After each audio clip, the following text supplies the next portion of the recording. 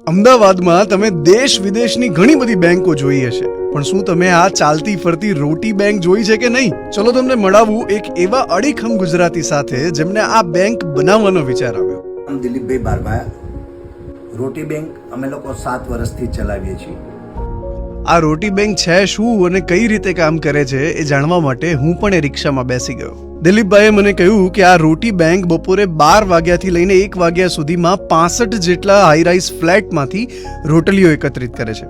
આ દરેક કેન્દ્રોમાં તમને રોટી બેંકનું પોસ્ટર અને એક સેવા પાત્ર દેખાશે. આ સેવા પાત્રમાં રોજ લોકો પોતાના ઘરમાં બનેલી 1 કે 2 રોટલી રાખી જાય છે. આ પાત્રને રોજ ખાલી કરી એમાંથી રોટલીઓ રોટી બેંકમાં લઈ જવામાં આવે છે. રોજની લગભગ 5 થી 6 હજાર રોટલીઓ આ રોટી બેંક એકત્રિત કરે છે. લગભગ 3 વાગ્યા સુધી આ રોટલીઓ એકત્રિત કર્યા બાદ તેને અવનીબેનના ઘરે લઈ જવામાં આવે છે. અવનીબેન એક સેવાભાવી અને પ્રાણી પ્રેમી છે. પોતે એકલા રહે છે અને તેમના ઘરમાં જાઓ એટલે તમને ઘણા બધા શ્વાન અને એમનો પ્રાણી પ્રેમ જોવા મળશે. તેઓ આ રોટલીઓને 6 ભાગમાં ડિવાઈડ કરે છે અને અલગ અલગ લોકો જે જીવદયાનું કામ કરી રહ્યા છે, જે મૂંગા પશુઓને ખવડાવી રહ્યા છે, તેમની પાસેથી રોટલીઓ લઈ જાય છે.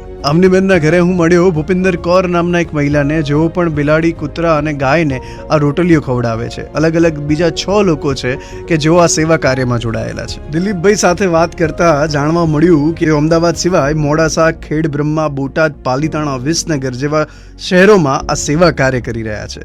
દિલીપભાઈની ઓફિસે જાઓ એટલે ગાડલા, ટિફિન જેવી ઘણી બધી વસ્તુઓ જે લોકો દાન કરવા માટે આપી જાય છે એ તમને અહીંયા જોવા મળશે. અને લગભગ 1 કે 2 દિવસમાં આ સામાન અહીંયાથી ખાલી થઈ જાય છે અને જરૂરિયાતમંદોને પહોંચાડવામાં આવે છે. તેમને આ સેવા કાર્ય માટે ઘણા બધા સન્માન પત્રો પણ મળી ચૂક્યા છે.